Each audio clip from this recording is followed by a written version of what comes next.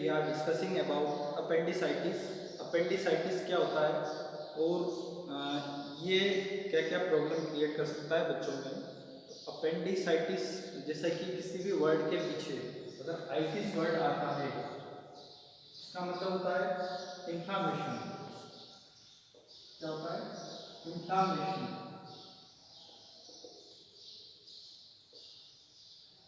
Inflammation inflammation means कि जिस condition में कोई इन्फेक्शन के कारण से ओडिमा या रेडनेस पेन ये कंडीशंस अगर बनती है तो वो कंडीशन कहलाती है इन्फ्लामेशन। इन्फ्लामेशन किसमें? अपेंडिक्स में। अब अपेंडिक्स क्या होता है? अपेंडिक्स के बारे में, भाई अपेंडिक्स कहाँ पे पाया जाता है, क्या स्ट्रक्चर होता है इसका, तो उसके बारे में एनाटॉमिकली मैं बता देता हूँ कि अपेंडिक्स जो है वो लार्ज इंटेस्टाइन और स्मॉल इंटेस्टाइन का जो जंक्शन होता है इलियोसिकल वाल या सीकम जो पार्ट होता है वहाँ पे पाया जाता है। और ये स्मॉल सा मतलब छोटा सा पार्ट होता है जो कि इन दोनों के यहाँ पे इनका जॉइंट होता है, इलियोसिकल वाल बोलते हैं उसको, स्मॉल इंटेस्टाइन और लार्ज इंटेस्टाइन, वहाँ पे ये पाया जाता है। इस स्ट्रक्चर का जो है mainly caecum pouch like structure होता है। पाउच जैसा अपन बोलते हैं ना किसी चीज का छोटी सी थैली, वैसा स्ट्रक्चर होता है इसका। तो ये यहाँ पे पाया जाता है मेनली। और ये जो है लोअर क्वाड्रेंट रीजन जो रहता है राइट साइड का, वहाँ पे पाया जाता है मेनली।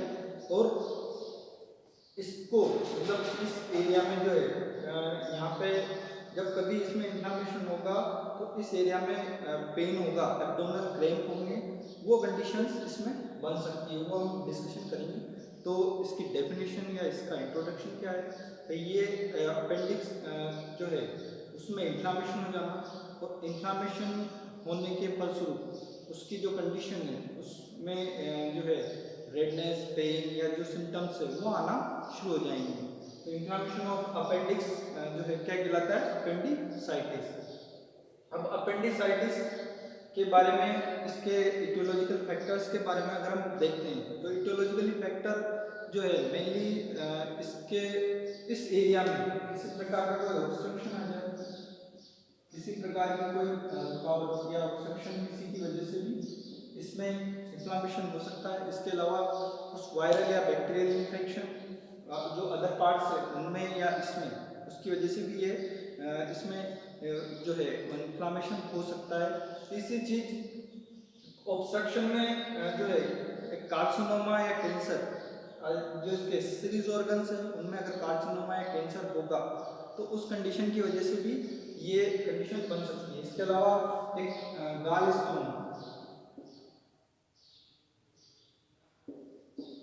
गाल स्टोन का मतलब जो गोल ब्लैडर है उसमें स्टोन फॉर्मेशन हो जाना, एक कैल्कस कैल्कस फॉर्मेशन हो जाने की कंडीशन में भी, जिसको हम पथरी बोलते हैं, वो अगर हो जाए तो उस कंडीशन में भी ये जो है अपेंडिसाइटिस हो सकता है, मतलब चांसेस हैं इसकी कंडीशन के। तो ये सारे जो सिम्टम्स है ये इनकी वजह से, ये सारे जो कंडीशंस है सॉरी उनकी वजह से ये अपेंडिसाइटिस वाली कंडीशन बन सकती है मेनली। अब हम आ जाते हैं इसके साइन एंड सिम्टम्स पे या क्लिनिकल मैनिफेस्टेशन पे। तो अगर पेन, अगर इन्फ्लामेशन होगा तो फर्स्ट थिंग है बॉडी का टेम्परेचर बढ़ता है, तो फीवर वाली कंडीशन रहेगी।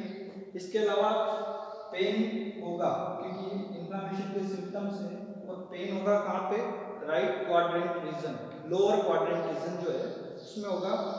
इस जगह पे पेन शुरुआत में जो है स्टार्टिंग में ऑनसेट स्लोली पेन रहेगा थोड़ा सा, और बाद में जो है एब्डोमिनल क्रैम्प वाली कंडीशन, मतलब एब्डोमिनल क्रैम्प्स जो है थोड़ा हेवी पेन, शार्प पेन जिसको बोलते हैं, वो बनना शुरू हो जाता है अगर इन्फ्लामेशन बढ़ता जाता है तो उस कंडीशन में जो है इसमें पेन होगा। पर पेन भी दो तरह का, ऑनसेट तो शुरुआत में थोड़ा स्लो पेन रहेगा, बट बाद में हेवी या क्रैम्प पेन या जो है शार्प पेन होना शुरू हो जाता है। इसके बाद जब पेन होगा या कंडीशन होगी स्मॉल इंटेस्टाइन और लार्ज इंटेस्टाइन की, इसकी वजह से थोड़ी सी प्रॉब्लमेटिक होगी, तो एनोरेक्सिया इसमें हो सकता है। दूध में कमी, एनोरेक्सिया बन सकता है, डायरिया में भी चांसेस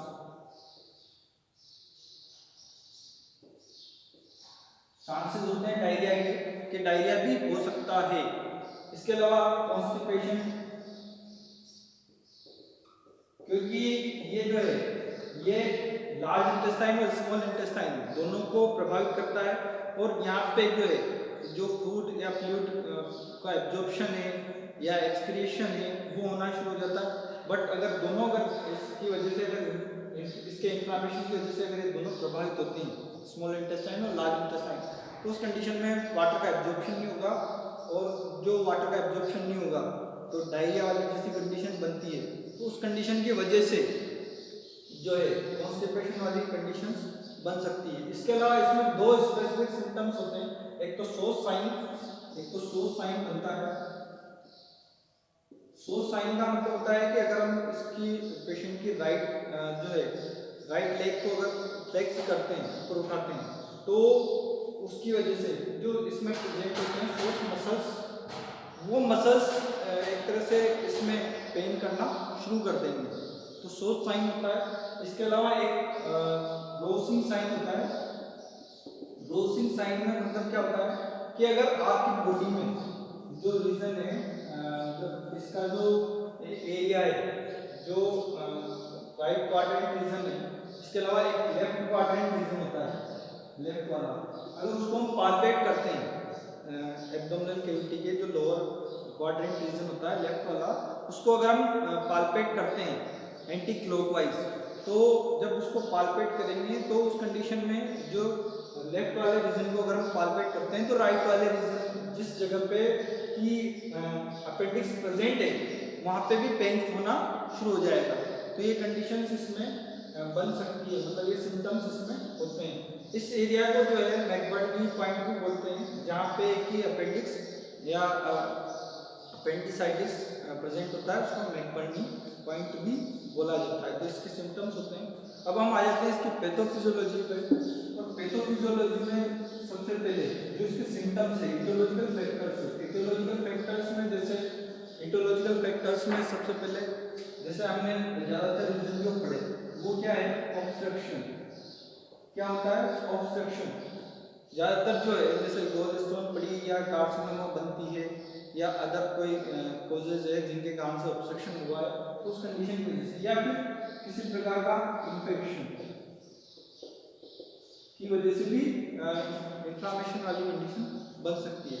तो उसमें वो बनेगा, अगर ऑब्स्ट्रक्शन है तो सबसे पहले क्या होगा, एडिमा आना शुरू हो जाएगा, मतलब उस जगह पे एक तरह से कुछ पस या मतलब फ्लूइड का कलेक्शन होना शुरू हो जाएगा, और वो जो है फ्लूइड का कलेक्शन है वो पस से भरा हुआ रहेगा, मतलब जो पस होते हैं मतलब एक तरह से जिसमें कि म्यूकस, ब्लड की जो सेल्स है, डैमेज सेल्स, वो सारी चीज़ें आना शुरू हो जाएगी। और जो यहाँ की जो ह्यूमन है, मतलब जो हमने देखा था कि इस जगह पे ह्यूमन टाइप होता है, मतलब ये एक तरह से स्ट्रक्चर ह्यूमन टाइप होता है, तो इसमें कलेक्शन होना शुरू हो जाएगा आंसर का। और ह्यूमन में अगर कलेक्शन शुरू होता है तो यहाँ पे जो इंट्रा ह्यूमन प्रेशर है वो क्या हो जाएगा, इंक्रीज हो जाएगा, मतलब इंट्रा ह्यूमन प्रेशर इंक्रीज हो जाएगा, और उसकी वजह से परफोरेशन, मतलब ये जो है ये फूलना शुरू हो जाएगा, परफोरेटेड हो जाएगा, और उसकी वजह से यहाँ पे जो नेक्रोसिस है, नेक्रोसिस बनना शुरू हो जाएगा। नेक्रोसिस का मतलब यहाँ पे जो सेल्स है, टिश्यू है, वो डैमेज हो जाएगी, ब्लड सेल्स, इसके अलावा जो यहाँ पे म्यूकस सेल्स है वो डैमेज होना शुरू हो जाएगी, और बिल्कुल वहाँ पे जो नर्वस सप्लाई है वो भी धीरे धीरे डैमेज शुरू हो जाएगी, तो नेक्रोसिस वाली कंडीशन बनेगी, और लास्टली जो है वो कंडीशन बन जाती है अपेंडिसाइटिस। तो ये कंडीशन बन सकती है इस मतलब पैथोफिजियोलॉजिकली लास्टली ये कंडीशन बनती है इनके पशु स्टार्टिंग स्टेज से एंड स्टेज। अब हम आ जाते हैं इसके डायग्नोस्टिक इवैल्यूएशन पे। तो अगर हम डायग्नोस्टिक इवैल्यूएशन के बारे में देखें कोई चीज़, डायग्नोसिस, हम किसी चीज़ को अगर डायग्नोस करते हैं तो डायग्नोस करने के लिए क्या करना पड़ेगा हमें? डायग्नोसिस के लिए सबसे पहले हम उसकी हिस्ट्री लेते हैं पेशेंट की। क्या लेंगे? हिस्ट्री, उसकी मदर की या चाइल्ड की जो हिस्ट्री है वो ली जाती है। मेनली जो है ये डिजीज कंडीशन 5 से 15 साल के बच्चों में बनती है, 5 to 15 ईयर्स चाइल्ड में बनती है। तो मेनली जो है उनकी हिस्ट्री लेंगे हम। इसके अलावा मैटरनल हिस्ट्री जो है वो ली जाती है। इसके अलावा दूसरी चीज फिजिकल एग्जामिनेशन। फिजिकल एग्जामिनेशन कौन से एरिया का करते हैं? जो राइट लोअर क्वाड्रेंट रीजन है उसका फिजिकल एग्जामिनेशन किया जाता है और उस जगह पे पालपेट करके देखा जाता है कि जो ऑर्गन्स है वो सही स्थिति में है नहीं है। उसको अगर हम चेक करते हैं तो वहाँ पे पेन होना शुरू हो जाएगा, मतलब पेन वाली कंडीशन जो है, शार्प पेन या जो एक्यूट पेन, वो वाली कंडीशंस वहाँ पे बन सकती है। इसके अलावा एक्सरे करवाया जाता है, चेस्ट जो लोअर एब्डोमेन का है वहाँ का एक्सरे करवाया जाता है। अल्ट्रासोनोग्राफी करवाई जाती है। अल्ट्रासोनोग्राफी और सीटी स्कैन, अगर अल्ट्रासोनोग्राफी या जो अपर जो एक्सरे या अल्ट्रासोनोग्राफी में अगर पता नहीं लगता है सही तरीके से तो सीटी स्कैन हम करवा सकते हैं या एमआरआई करवा सकते हैं उस कंडीशन में। तो ये सारी चीज़ें जो है हम इसके डायग्नोस्टिक इवैल्यूएशन में देखते हैं कि ये डायग्नोसिस कैसे की जाती है ये कंडीशन। इसके बाद हम आ जाते हैं इसके मैनेजमेंट पे। तो मैनेज कैसे करेंगे? क्योंकि ये इन्फ्लामेशन हो गया, इन्फेक्शन हो गया, डैमेज हो गया ऑर्गन बिल्कुल, तो उस कंडीशन की वजह से मेनली जो है सर्जिकल मैनेजमेंट किया जाता है। बट मेडिकली जो है कुछ चीज़ें हम सिम्टोमेटिक मैनेजमेंट हम कर सकते हैं। जैसे इन्फ्लामेशन हुआ है, प्राइमरी स्टेज है, तो प्राइमरी स्टेज में एंटीबायोटिक थेरेपी दी जाती है। एंटीबायोटिक थेरेपी से जो है जो भी बैक्टीरियल या वायरल इन्फेक्शन है वो उससे प्रिवेंशन हो सकता है। दूसरी चीज, पेन हुआ है तो पेन को मैनेज करने के लिए एंटी इन्फ्लामेटरी जो एनाल्जेसिक्स है वो दी जाती है। Non inflammatory steroidal anti inflammatory drugs जो होती है वो दी जाती है और वो जो है वो इसके इन्फ्लामेशन और पेन दोनों को रोकने का काम करती है। इसके अलावा आईवी थेरेपी दी जाती है रेगुलरली, क्योंकि डायरिया अगर कंडीशन बनती है या वोमिटिंग बनती है तो जो है फ्लूइड रिप्लेसमेंट थेरेपी दी जाती है। फ्लूइड रिप्लेसमेंट थेरेपी में हम ओरली अगर देते हैं तो एब्जॉर्प्शन होगा नहीं होगा या ओमेट्स के थ्रू निकलती है तो हम आईवी थेरेपी इस पेशेंट की चालू कर देते हैं। इसके अलावा सर्जिकल मैनेजमेंट किया जाता है मेनली, और सर्जिकल मैनेजमेंट में जो है क्योंकि अपेंडिक्स है, अपेंडिसाइटिस है, तो अपेंडिक्स को रिमूव करना वो कंडीशन कहलाती है अपेंडेक्टोमी। अपेंडेक्टोमी का मतलब फुल्ली जो है अपेंडिक्स को सर्जिकली रूप से रिमूव कर दिया जाता है।